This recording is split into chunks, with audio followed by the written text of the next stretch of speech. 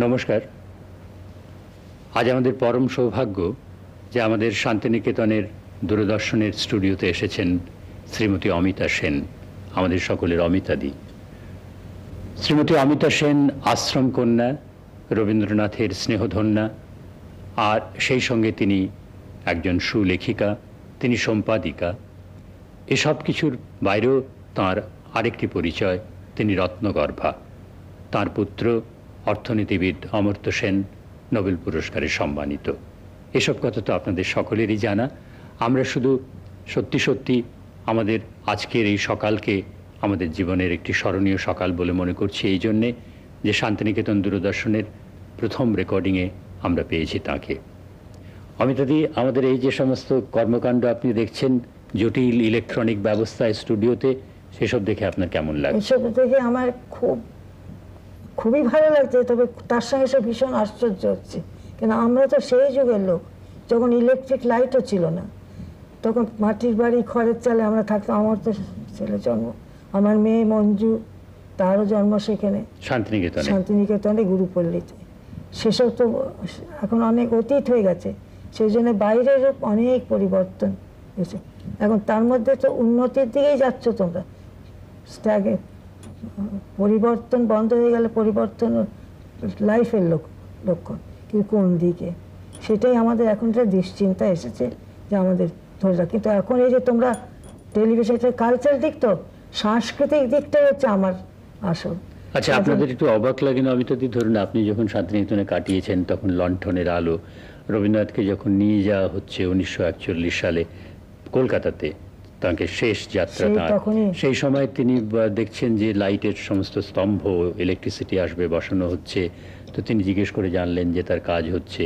তারপর তো কত পরিবর্তন হয়েছে, আজকে এরকম জটিল ইলেকট্রনিক মাধ্যম দূরদর্শন কাজ করছে শান্তিনিকেতনে। তো আপনাদের অবাক লাগে না? না, অবাক লাগে ঠিক, কিন্তু এটা স্বাভাবিক। পরিবর্তন হলো প্রাণের লক্ষণ।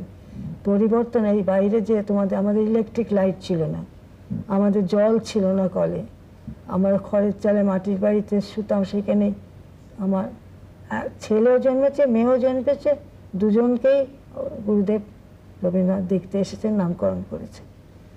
আর আমার বাবা হলেন ক্ষিতিমোহন সেন, আর আমার মা হলেন ঠান্ডি আশ্রমের, তিনিও খুব বিখ্যাত। তবে সবার উপরে বলবো, আমি একটা কথা বলি, আমি যখন বিয়ে করেন আমার স্বামী, তখন কিন্তু আমি খুব ভালো মেয়ে যাকে বলি। রবীন্দ্রনাথ আমাকে যে কবিতা দিয়েছে, তো তোমার চটুল চঞ্চল লীলা নিচ্ছরিণী নৃত্যশীলা বলে আমাকে সম্বোধন করে লিখেছেন। কাজে আমার যে ইংরেজিতে বলছি সার্টিফিকেট, ওনার ওই বধূ কবিতাটার মধ্যে আছে। উনি লিখছেন, নিচ্ছরিণী নৃত্যশীলা সহসা করিছ নিজেকে বিশ্বমাঝে। আচ্ছা অমিতাদি, আপনার একটা মজা হচ্ছে যে মেয়েরা যখন ছোট থাকে তখন তারা বয়সটা কমায় লুকোবার জন্য, আর যখন বয়স বেড়ে যায় মহিলাদের তখন বয়সটা আরো বেশি করে দেখান।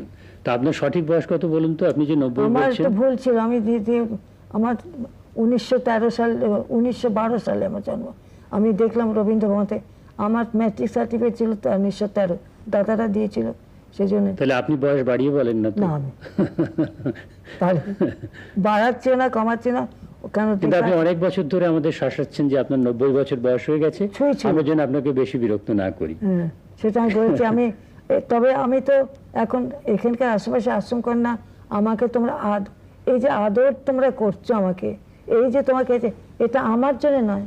তার মানে তোমরা রবীন্দ্রনাথকে যা ওনার সাংস্কৃতিক দিকটা ছিল সেটা রক্ষা করতে আসছো। সেই সূত্রে আমি অত্যন্ত আনন্দিত, গর্বিত। কোনটাতে আপনি বেশি আনন্দ পেয়েছেন?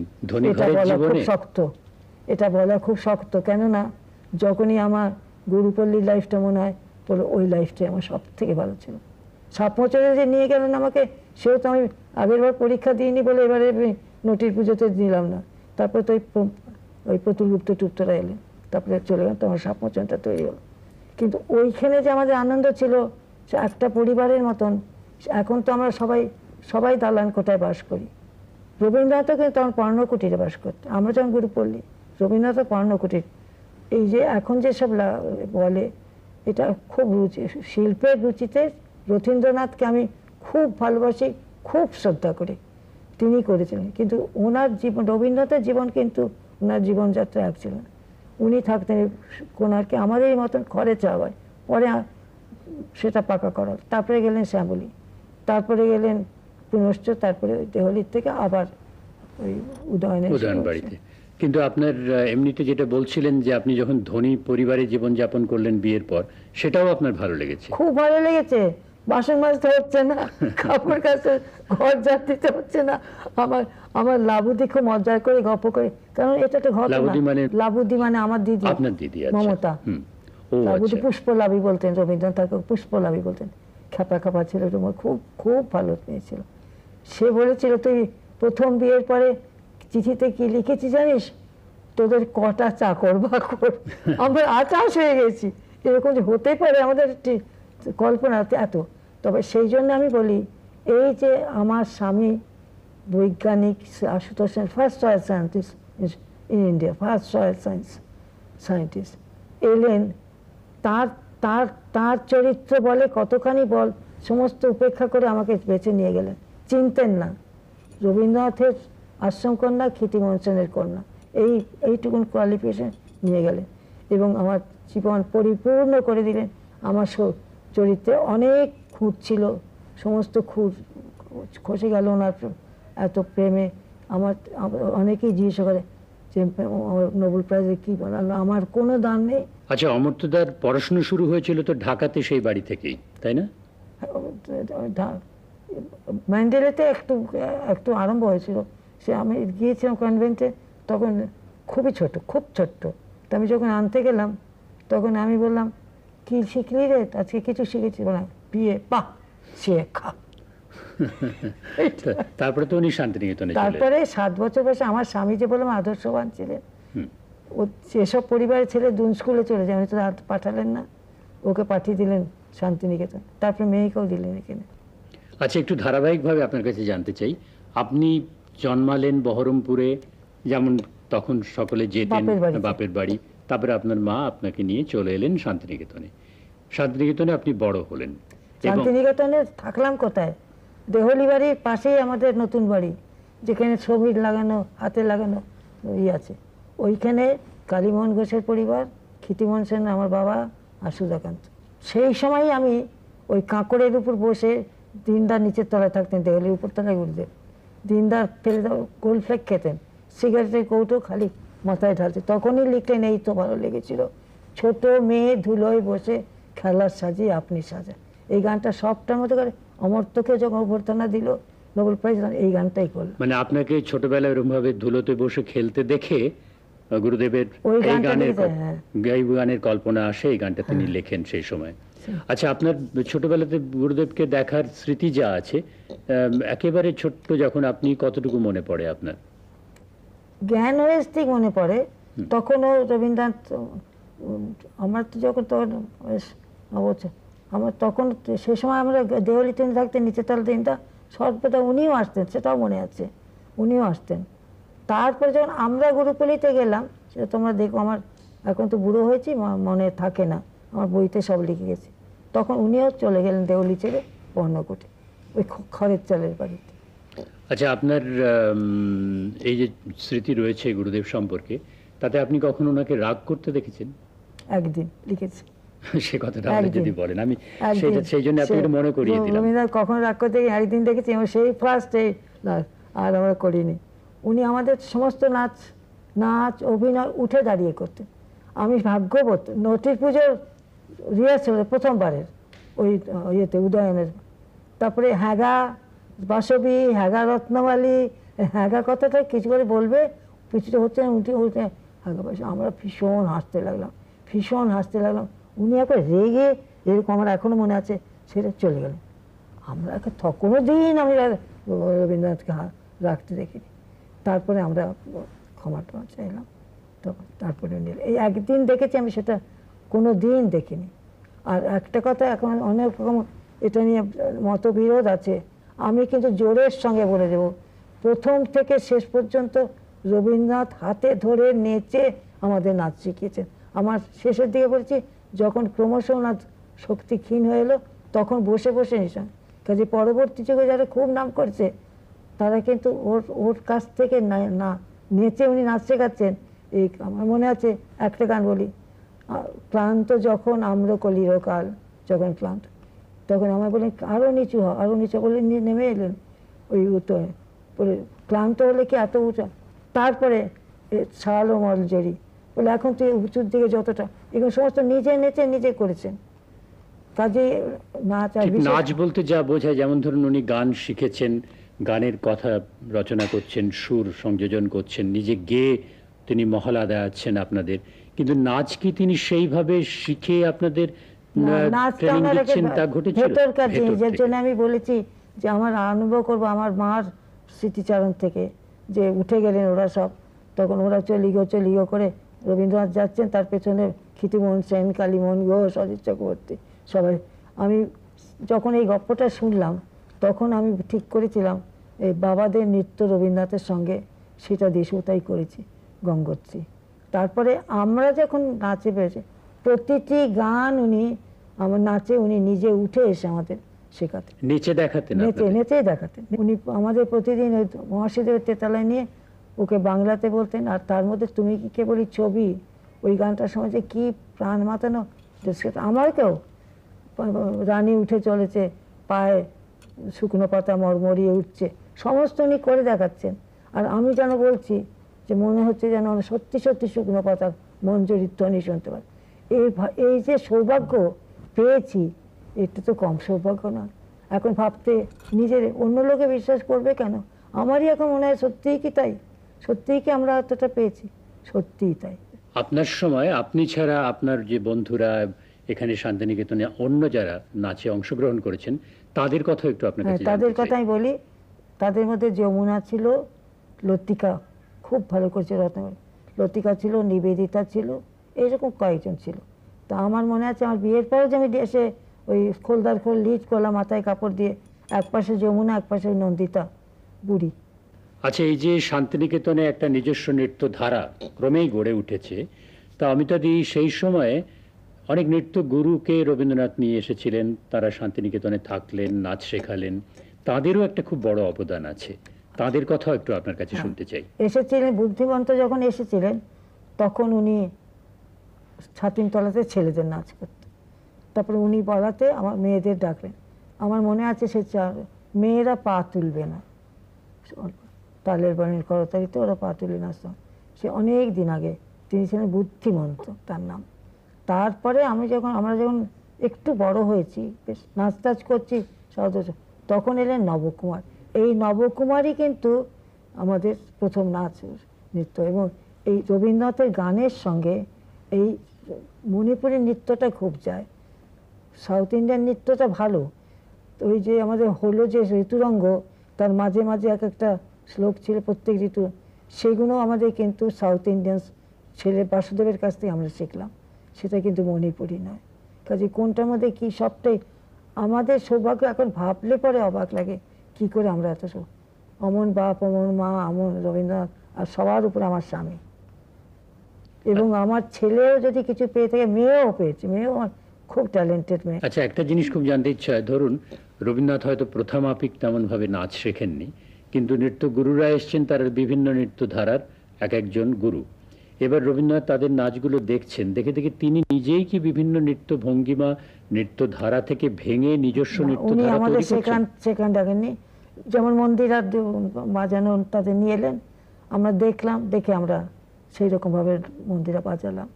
উনি নিজে কিন্তু কখনো কোনো উনি কোনো, ওনার তো ভেতরে নাচের উৎস ছিল, যেমন গানের উৎস ছিল তেমনি নাচের উৎস ছিল। অন্ধবাউল আমরা যখন ছোট তখন করেছে, কাজেই আমি যে সেকেন্ড বইটার ওর ছবিটাই দিয়েছি অন্ধবাউলের ওই বইটা, উনি নেচেছেন। এবং এই সৌভাগ্যটা কিন্তু পরবর্তীকালে যারা এত আমি নাম করছি না, এত এত নাম করলেন, সত্যিকারের নাম করলেন সব, কিন্তু তারা এই সৌভাগ্যতে তারা বঞ্চিত। বিশেষ করে আমার শেষ, তারপরে আমার বিয়ে হয়ে গেল, বিয়ে হলে তো নাচে ফুল স্টপ পড়ে, কিন্তু আমার ফুল স্টপ পড়ছিল না, অন্যদের শিখিয়েছি। এই যে উনি আমাকে টিম্বাসকে নিয়ে দিনের পর দিন রেখেছেন, এবং সে একদিন যেদিন হবে সেটার কথাও আমি লিখেছি, সেটাও আমার মনে পড়ে। একদিন ভোরবেলা আমাকে, তখন হয়ে গেছে, আগের দিন সব আসতেন, গগন, অবন, শিশির ভাদুরী, তারপর যত নাম করা লোক গেল, উনি বললেন আমাদের যে আজকেই তোরা ধরে রাখ যে এইটাই তোদের শেষ, কালকে তোদের হবে কলকাতাতে? কলকাতায়। আমাদের কলকাতাতেও যেতাম, কলকাতাতেও তো উনি আমাদের সঙ্গে ঋতুরঙ্গেতে উনি সেটা বোধহয় বললাম আগে, ঋতুরঙ্গেতে উনি পথিক, আমি ওনার একটা স্ট্যান্সা উনি, একটা স্ট্যান্সা আমি এই করেছি। তারপরে এইসব ঋতুরঙ্গ বর্ষামঙ্গলে নাচ হয়নি, আবার পরে ঋতুরঙ্গ হলো, পরে নবীন হলো, নবীনে তো সমস্ত নাচই আমি লিড করছি। একটা জায়গায় রবীন্দ্রনাথ প্রতিমা পঠানকে বলছেন, তখন আমার বিয়ে হয়ে গেছে, টেকনিকের আধিক্য আমাকে যন্ত্রণা দেয়, কাজে টেকনিকের থেকে যে গানটা আমরা গাইছি সেই গানটাকে আমার ভঙ্গি দিয়ে প্রকাশ করতে হবে, সেটাকেই উনি নৃত্য বলতেন। আমরা যে গানটা করছি, এই যে কিশলয় ওরে কিশলয়, ওরকম জলের, আমাদের মনে হতো, তখন তো আমরা ছোট, মনে হতো সত্যি কিশলয়ের সঙ্গে কথা বলছি, এবং সেসব নাচ উনি নিজে নেচেছেন। আর আমার শেষ, আমার তাই জন্য যমুনা যখন করলো ভীষণ মুগ্ধ হলাম, কিন্তু হিংসা হয়েছিল, লিখেছি সেটা, আমার বিয়ে নাহলে তুই তো ছকেই থাকতিস, আমি বললাম। সে একেবারে আগাগোড়া উনি নিয়েছিলেন, আগাগোড়া টিম্বার্সকে আর এরকে আমাকে নিয়ে, রানী আর রাজাকে নিয়ে, আর নটুদি, এই চারজন। আপনি এখন খুব মূল্যবান কথাটা আমাদের বললেন যে রবীন্দ্রনাথের নৃত্য ভাবনাটা কি ছিল, সেটা আপনার কাছ থেকে আমরা জানলাম। আমাদের এটা জানা আছে যে সাপমোচনে আপনি যে এটা খুব উল্লেখযোগ্য ভূমিকা নিয়েছিলেন, সেই স্মৃতির কথা আপনি আমাদের সেটার স্মৃতি আমার এটাই খুব মূল্যবান স্মৃতি।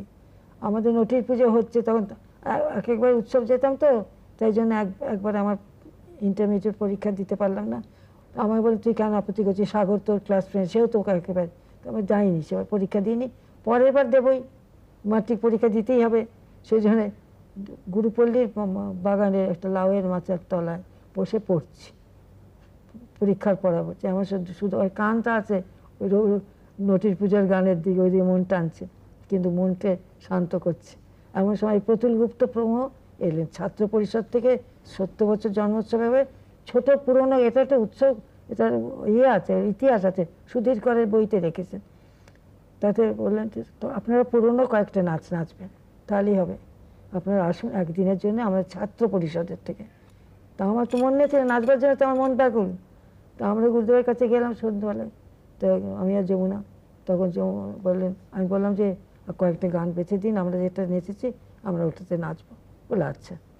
পরের দিন সকালবেলা লিখে পাঠালেন, চলে আয় একটা, সারা রাত্রি ধরে ওই সাপমোচনটা লিখে, তারপরে বড় করেছেন, দেখ তোদের জন্য আমি কালকে রাত্রে একটা নাট্য রচনা করছি। এটা আমাদের জন্যই কিন্তু হলো, ছাত্র পরিষদের যদি আমাদের না ডাকতো সাপমোচন হতো কিনা জানি না, হতো হয়তো অন্যভাবে। তখন উনি আমাদের একদম পড়ে শোনালেন, পড়ে শুনিয়ে তখন আমাকে, তো রাজা শান্তিদাই সেজেছিল, আমি সেজে রানী সখী সেজেছিল যমুনা, আর কিন্তু ওর হয়ে গেল হাম। তখন ডক্টর টিম্বার্স ছিলেন, তো ডক্টর টিম্বার্স এটা ওটা অন্যরকম লিখেছে। ডক্টর টিম্বার্সের সঙ্গে আমরা রাশিয়ান ফোক ডান্স করতাম, কিন্তু এখানে উনি আগাগোড়া অ্যাকশন সং করেছেন, এবার সমস্ত আগাগোড়া রবীন্দ্রনাথ নিজে শিখিয়েছেন মহর্ষি দেবের উপরতলাতে। আর ওই শেষটা বলছি, যেদিন সমস্ত লোক সেই ভগবান অবন সব দেখে গেলেন, তারপরে শিশু বাদুড়ি ছিলেন, আরও কোনো বললেন যে আজকেই তোদের শেষ, আসলটা এই মনে করে যে আমি কোথাও তোদের বাধা দেবো না, করলাম, করে খুব স্যাটিসফাই, শুতে গেছি। ভোর অন্ধকার থাকতে মীরাদি বলছেন বাবা তোকে ডাকছে, এটাই কিন্তু আমার স্মৃতি, আমার সোনা দিয়ে বাঁধিয়ে রাখবার মতন স্মৃতি। ওর তো বাবা ডাকছেন, বাবা তোকে ডাকছেন, উনি ওই বিচিত্রে একটা কোণের ঘরে থাকতেন। তখন আমার অন্যবার অন্যদিকে থাকতেন, এবারে এই দীক্ষার ঘরে ছিলেন। তো আমি বললাম যাচ্ছি, বলে আবার পাশ ফিরে শুনলাম, ছেলে মানুষ তো ঘুমের জন্য। তখন নুটুদি বললেন এ কি, গুরুদেব বসে আছেন আর তুই এখানে ডেকে পাঠিয়েছেন, তুই যাচ্ছিস না? তখন উঠে তাড়াতাড়ি চোখে জল দিয়ে দেখলে বললেন তোর একটা জায়গায় একটু ভাবের প্রকাশটা ঠিক মতন হয়নি, এটা আমার। তাতে আমি পঞ্চ সেইটাতে ওনার রাত্রিবেলায় ওকে কষ্ট দিয়েছে। এই যে যখন রাজার ধ্বনি শোনা গেল, যে নিজে বসে বাজনা বাজছে, আস্তে আস্তে রানী উঠলো, আস্তে আস্তে তার পায়ে পায়ে চলতে লাগলো, তার পায়ে শুকনো পাতা ঝরঝরিয়ে উঠছে, বলছেন আর দেখিয়ে দিচ্ছেন যে এরকমভাবে তুই কর। আর ওই দিনে বললেন এই যে সখী আঁধারে একেলা ঘরে মন মানে না, এই গানটির সঙ্গে এইভাবে তোর দাঁড়ানোর ভঙ্গিটা হবে, এইভাবে নাচটা বলেননি। আর আবার আগে তো নাচ শিখিয়েছেন বাবা, সেদিন লাস্ট দিন, সেই দিনই হবে। বললেন এইখানটায় তো দাঁড়ান, ওকে কষ্ট দিয়েছে যে ওনার ঠিক যেটা উনি চাচ্ছেন আমি করতে পারিনি সেটা। উনি দেখলেন, উনি সেই ভোর অন্ধকার থাকতে আমি দেখছি যে এরকম করে দাঁড়ালেন, এইভাবে দাঁড়াবি, এইভাবে করবি। সেটা আমি শিখবো কি দেখে মুগ্ধ। তো তখন তো তার মূল্য বুঝিনি, যত দিন যাচ্ছে তত তার মূল্য বুঝছে। কাজে উনি আমাদের এই এই যে ভাবটাই আসল। নৃত্যের সেবা লিখেছেন তো, টেকনিকের আধিক্য যন্ত্রণাদায়ক। আচ্ছা, কিন্তু এখন যে আপনি দেখেন রবীন্দ্রনাথের নৃত্যধারা যারা বয়ে নিয়ে যাচ্ছেন, এই যে এখন যে নৃত্যনাট্য হচ্ছে, শান্তিনিকেতনে হচ্ছে, কলকাতায় হচ্ছে, আপনার তো কিছু কিছু দেখার সুযোগ হয়েছে পরবর্তীকালে। আপনার কি মনে হয় এটা কি সেই যে ট্র্যাডিশন গড়ে তুলতে চেয়েছিলেন তখন আপনারা রবীন্দ্রনাথের স্নেহে এবং তার শিক্ষার মাধ্যমে, সেই ধারাটা কি বয়ে নিয়ে যাওয়া হচ্ছে না পরিবর্তিত হয়ে যাচ্ছে? সেই ধারা বয়ে নিয়ে যাওয়া হচ্ছে না, সেই ধারা তো বয়ে যাওয়া শক্ত। রবীন্দ্রনাথ তো পাশে নেই, সেটা শক্ত। কিন্তু ওনারই সংস্কৃতি, যে এটা আমার ভালো লাগে যে উনি যে নাচ প্রচলন করলেন, এরকম তো ছিল না, সেটা তো রয়ে গেল। কিন্তু একেবারেই যে রবীন্দ্রনাথের যেটা বাঁধা ধরা লাইন তিনি ধরে যাননি, কাজে কিছু যে এদিক ওদিক করছে না, দু একটাতে পরিবর্তনটা যদি ওনার চিন্তাধারার সঙ্গে মেলে তাহলে একাত্ম পরিবর্তনে আমাদের এসে যায় না। কিন্তু যখন একেবারেই বলতে যায় তখন খুব কষ্ট হয়। তখন একটু আমরা রবীন্দ্রনাথের নাচের সম্বন্ধে বোধ হয় আমরা একটু ওভার সেন্সিটিভ, যেটা হয়তো আমাদের উচিত নয়। যেমন আমার নাতনিরা জিজ্ঞাসা করে যে তোমাদের এই পরিবর্তন, আমরা তোমার সাইকেল চড়তে আমরা চড়তাম, শাড়ি পরে চড়তে আমরা শাড়ি পরে চড়তাম, সাঁতার কাটতে সাঁতার কাটতাম শাড়ি পরে। এখন আমার নাতনি প্যান্ট পরে, না তফাৎ তো নেই কিছু। কিন্তু আমার একটা আমি যেটা বলে গেছি সেটা সাগরও জানে। সাগরের সে ওরা বলতো 3 পায়ে হচ্ছে 3 পা পিছুচ্ছে, পৌঁছবে কখন। ওই ওরে গৃহবাসী খোলদার খোল করে 3 পুরুষ নেচেছি আমি, তারপরে আমার মেয়ে অঞ্জু তো একবার বসন্তই ওকে সাজিয়ে দিলে, হাতে পলাশ এনে। ওই আগে আগে চলেছে পলাশের ডাল নিয়ে, নন্দবাবু সাজিয়ে দিয়েছে মাখানো। এগুলো তো সব যেমন রবীন্দ্রনাথ পেয়েছি তেমনি নন্দলাল বসুকে পেয়েছি, একলা তো না রবীন্দ্রনাথ না। তারপরে বলে হাতে হাতে দিয়ে বলে তুই আজ বসন্ত, তুই আগে আগে চল, ওটার ছবি আছে রামানন্দের কাছে মুভি, আর পেছনে সোনালীরা। তবে ওনার নাচের যে ধারাটা, সেটা যদি টেকনিক বেশি এসে যায়, আসলে ভাবটা যে প্রকাশ পায় সেই টেকনিকটাই রাখবে। তুমি নেচে গেলে আর আমি ভারতের নৃত্য, মণিপুরী নৃত্য রেখে গেলাম, তাহলে তো হয় না। সব থেকে আমার সোনা বাঁধিয়ে রাখবার স্মৃতি হলো ডক্টর টিম্বার্স, আমি আর নুটুদি গান করছেন মহর্ষি ভবনের ওপরে, আগা গোড়া আগা নুটুদি ছিল নেচে। তার মধ্যে তুমি কি কেবলই ছবি নাচতে, একেবারে উনি ইয়ের মধ্যে সমস্তটা নেচে থেকে। কিন্তু পরবর্তীকালে আমাদের থেকে অনেক নাম করলো যারা, কিন্তু তারা কিন্তু এই সৌভাগ্যে বঞ্চিত, নিজে উঠে এসে নাচছে কেন আমাদের আস্তে আস্তে বয়সে, তখনই আমাদের দিকে প্রায় পরে তাই হয়েছে, খুবই সুন্দর। তবে এখন এখানে যে সবই পরিবর্তন যেমন হচ্ছে, নাচেরও কিছু যে পরিবর্তন হচ্ছে তা না। নন্দিতা এসে একবার খুব দুঃখ করে গিয়ে দিল্লিতে আমায় বলেছিল যে অমিতাদি আপনি একটু লিখুন, ওই আমাকে লেখালো, তা নাহলে সব হারিয়ে যাবে। আচ্ছা, আরেকটা ব্যাপার অমিতাদি, এই যে নৃত্যধারা শান্তিনিকেতনে গড়ে উঠেছে, সেই নৃত্যধারা চারিদিকে প্রভাব ফেলেছে, ছড়িয়েও পড়েছে, কিন্তু সেই সময় নৃত্যগুরু ছাড়া রবীন্দ্রনাথের প্রত্যক্ষ যে চেষ্টা, সেটা ছাড়াও নাচের সাজসজ্জা, নাচের পোশাক এবং নৃত্যের মঞ্চ পরিকল্পনা, তারও একটা আলাদা বৈশিষ্ট্য গড়ে উঠেছে। সেই দিকটা যদি একটু বলুন। সেই দিকটা নন্দলাল বাবুর তো খুব বড় অবদান রয়েছে। নন্দলাল বাবু সবাইকে সাজাতেন, কিন্তু বোঠান মেইন পার্ট যে করতো তখন তাকে আমাকে বেশিরভাগই সাজাতেন। তারপরে নন্দলাল বাবুর কাছে আমরা একে গিয়ে দাঁড়াতাম, কারো একটু ভুরুটা টেনে দিতেন, কারো খোপায় একটা ফুল দিতেন। ফিনিশিং টাচটা কিন্তু নন্দলাল বাবু করতেন মেয়েদের, আর নাহলে প্রতিমা বোঠানের দান এই নাচের মধ্যে অনেক আছে। নাচের সাজসজ্জার ব্যাপারে সাজসজ্জা উনিই করতেন। তবে আমাকে যে সবুজ পরি, এই গল্পটা তোমরা যদি শোনাতে পারো খুব ভালো হয়। আমাকে যাওয়া থেকে একটা সবুজ ফুল ড্রেস এসেছিল ঋতুরঙ্গতে, আমি সেটা পরেছিলাম। ঋতুরঙ্গ কিংবা নবিল, আমার এটা মনে নেই। তো সেই পুরো জাপানিজ নাচটা আমি পড়েছি, একেবারে ক্রিম।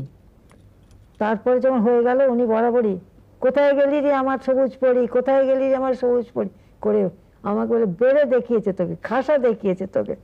তারপরে আমার বিয়ে হয়েছে, আমার ছেলে হয়েছে। আমার ছেলে এখানে পড়তে এসেছে 8 বছর বয়স, 7-8 বছর বয়সে।